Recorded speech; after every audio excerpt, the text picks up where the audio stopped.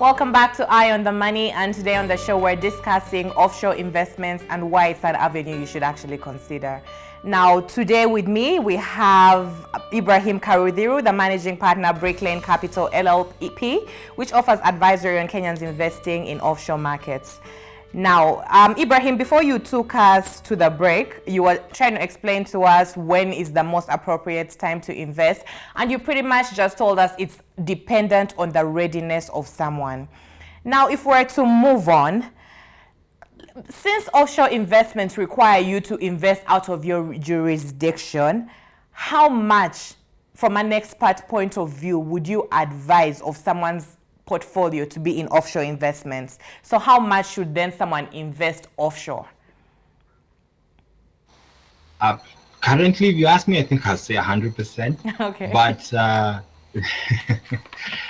okay, the simple reason is because in Kenya, for instance, the NSE has been going down since 2015, right? Currently, as it is, we have our debt above 70% of GDP. We really don't know where the shilling's going to stop, whether it's ever going to stop. It might go all the way to 120. We don't know. And it would be better had you invested, or you invest now, and every time the shilling depreciates against the dollar, you are actually making returns, because it's free returns, of course, but it's a return because eventually it's all about your purchasing power. So you need to have your purchasing power take care of you after your retirement, because eventually we're all going to retire at some point. Mm-hmm. So it would make it would be better if you're able to have access to a foreign currency, because you will need to buy a car, which you have to do it in dollars. We are an import dependent country, so heavily the dollars will always be in demand in Kenya. So it would be best that you do have your at least percent of your portfolio. I'd say at least 50%, if possible, in dollars, or pounds, or just any currency that is not Kenya shillings. Mm-hmm. Ibrahim, even as you advise us to just pretty much dive all the way in and put 100% investments in offshore.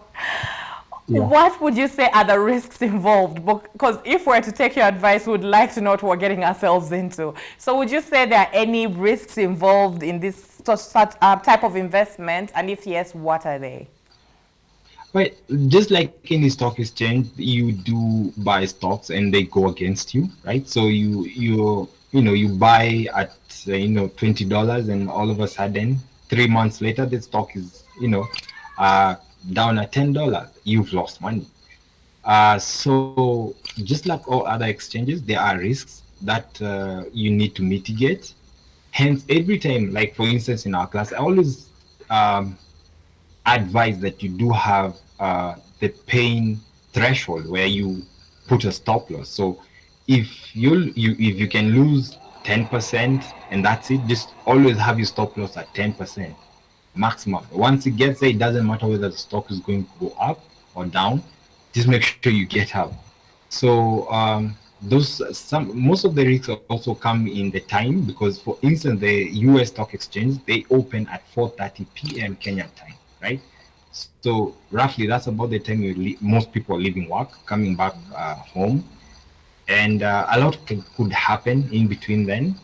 So it's more or less, if you're going to invest offshore, it's pretty much you're going to have to put in time, because it's going to be extra time, because it's different from the difference in time zones makes it that you're working overtime on your investment, which is, I think, is pretty good. But the biggest loss is not understanding what you're doing. Okay. Right? If you don't know what you're doing, it doesn't matter, what is going to happen. You're just going to do it. And whether you make it, that's simple luck. And at some point, luck does run out. And yes, so that I'd advise at least try and understand the market or the stock market before you get in and invest. So with that said, then, what happens in an unfortunate event where, life happens, nature happens, I happen to pass on. What then in that case happens to my offshore investment? Well, that's amazing because it's the same question I was asked by a student yesterday. What would happen if I wasn't able, or I unfortunately wasn't alive anymore? And well, I did give him the simple example is he's still on the learning process, so he's working into learning how to invest offshore. And I told him when he goes to open an account, the first part they will ask for the next of kin. So they will need to know who, in case you're not there anymore, is responsible for the account. And I told him you can input your child, your wife, and even giving them password. It doesn't really matter because if they were to withdraw from that account, it will have to go directly to your account. There's no addition of an account, right? So giving them the password, or maybe helping them understand that you do have assets, in other jurisdiction, is a very important part.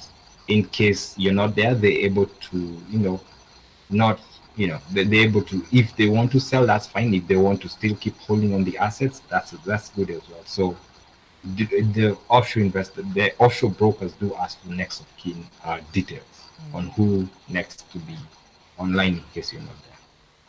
So as we wrap up then, what would be the real practical advice and tips you'd give to someone right now who's trying to go into, investing offshore and they don't really know what to do? What are the most practical, in like 5 real quick points, would you say they need to do?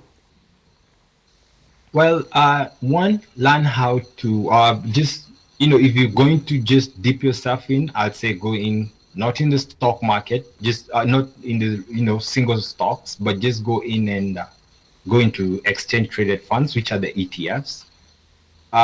Basically, why I say that is because, well, the management fee is really, it's small, really small. Unlike the Kenyan market where they have 3% management fee, there you have as little as 0.04%.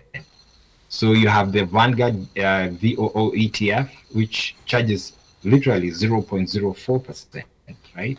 So and it tracks the S&P 500. So if the S&P is up, on average over 30-year period, it's been up roughly about 7%. So you'll be, in that range. That is one. Two, learn how it works. Despite you putting in money there, try to have a bit of education. Ask around. If maybe Google might not work for you because you need things specific, and look forward to. You can always join our class, more or less. And you can also reach out to me anytime. From there on, I'd say just go for it. I mean, there's nothing to worry about.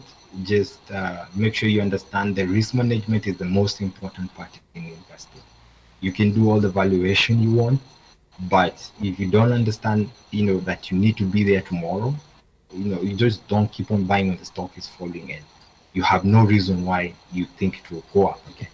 So yes, I'd say just have a risk management part of it. Have a pen threshold. If it's 10%, sell, move on, and just go to the next one. Right. So there you have it. If you have been interested or thinking about investing offshore, the expert says just go for it. Unfortunately, we've run out of time and come to the tail end of the show today. However, I feel like since this is a concept that's not very familiar to a lot of Kenyans, and there's a lot that we actually haven't delved into, we probably will need to have a part 2 of this. So I hope you'll make time for us again, Ibrahim, to do this. And thank you very much for joining us today on Eye on the Money. All right. Thank you very much. Thank you. So that's where we leave it today, but don't go anywhere because we have so much more annual programming coming your way on Metropole TV. Stay tuned.